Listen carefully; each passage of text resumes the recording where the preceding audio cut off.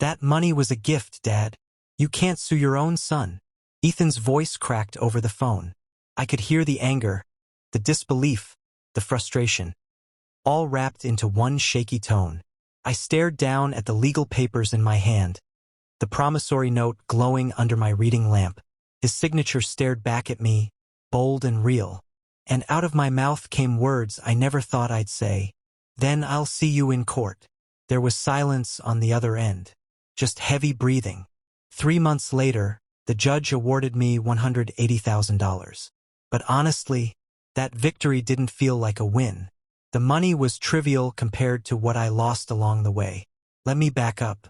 I'm David Miller, 67, living in Calgary, Alberta. I spent 35 years as a structural engineer, building stuff people never notice but can't live without. My wife, Laura, and I raised 2 kids in a modest house in Bridgeland. 3 years ago, pancreatic cancer took Laura from me. Life's been quiet, lonely, and honestly kind of messy since then. The house is stuffed with memories. Photos, keepsakes, reminders of laughter. So I stay. It hurts to leave it. My son, Ethan, is 35. Smart, ambitious, sometimes too much. He got a degree in computer science, bounced between tech jobs, then decided to start his own business. His wife, Chloe, joined the picture 6 years ago. Sharp tongue, high maintenance, insta-perfect. Laura never said a bad word about her. But one Sunday dinner glance and I got the vibe. 5 years ago, Ethan called me, voice buzzing with excitement. Dad, this is it. The opportunity of a lifetime. I'm serious. He was starting a tech startup, AI-driven inventory software for small shops. Most of it flew right over my head. AI, this algorithms that. I nodded and smiled. But I saw the little boy in him again, the one who used to drag me to his science fairs with a homemade volcano. Then came the ask. Dad, I need $150,000. I swallowed hard. That's not chump change, even with savings and Laura's insurance payout. But I wanted to help him. Of course I did. So I said, okay, but we're doing this right. Legal paperwork. Everything above board. He didn't even flinch. Absolutely, Dad. Let's make it official. My lawyer, Mr. Lawson, drafted a clean promissory note. $150,000 principal. 5% annual interest. 5-year repayment plan. $2,830 2 monthly. Ethan signed it October 15, 2019. Chloe notarized it. All legit. No drama. The first 3 years were smooth sailing. Payments rolled in like clockwork. Texts came too. Thanks again, Dad. Business is killing it. I felt proud, not just of his hustle, but that he respected our agreement. When Laura passed, Ethan gave a moving eulogy. Afterward, he told me to take my time grieving. Don't worry about the loan, he said. And for a while, payments kept coming. That quiet reliability, it meant everything.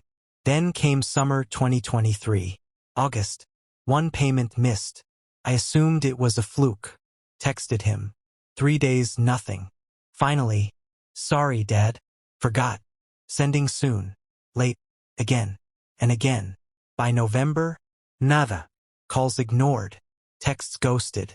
I drove to his place in December. Chloe answered, arms crossed. I could feel her icy stare. Ethan's not here, she said. I've been trying to reach him, I said. He's busy. Business stuff, David. David. Not Dad. I swallowed. I get it. Stuff comes up. But we have an agreement. He needs to talk to me. You're treating him like a debtor instead of your son. This money obsession? That's why he's avoiding you. And with that, she slammed the door. Christmas? No invite. Just a group text with, hope you have a great holiday. January 2024, I sent a formal registered letter via Mr. Lawson. Missed payments, request for repayment, request for a meeting. 3 days later, my phone blew up.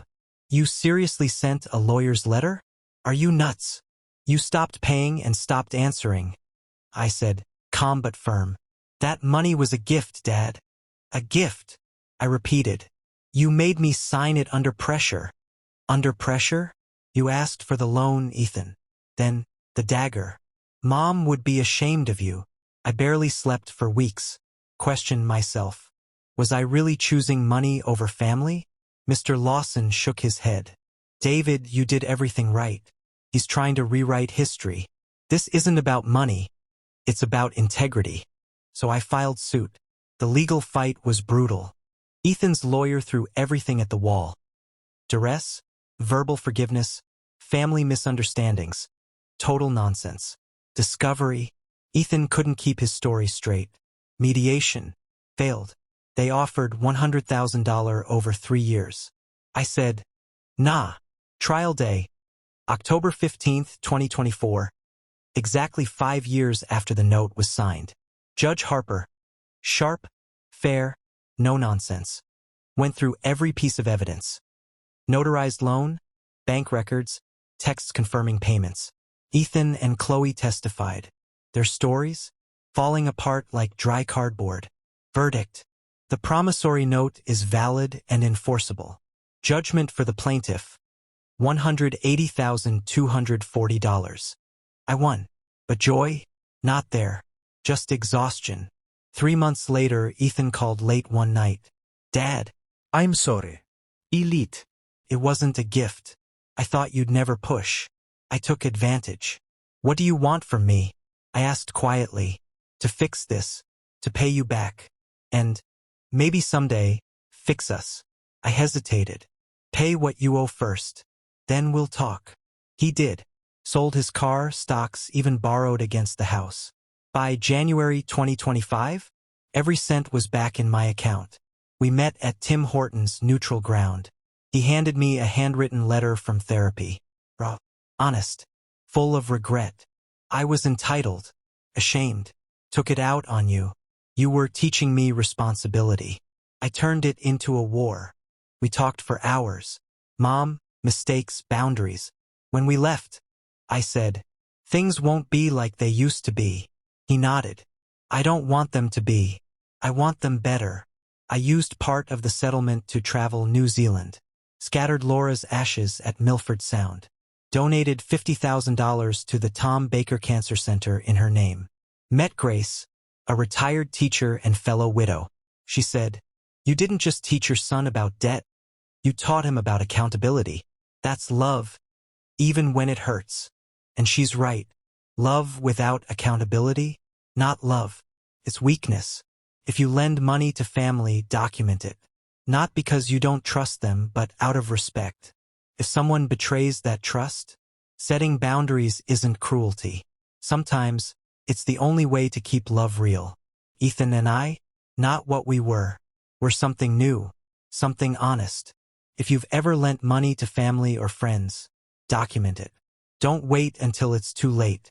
If you've been betrayed or manipulated by someone you love, stand firm. Boundaries don't make you cold. They make you sane. Comment below, I want to hear from you. Would you have done what I did? Or would you have swallowed the loss for family? Let's get real about love, accountability, and money. You just heard a story of betrayal, survival, and quiet revenge.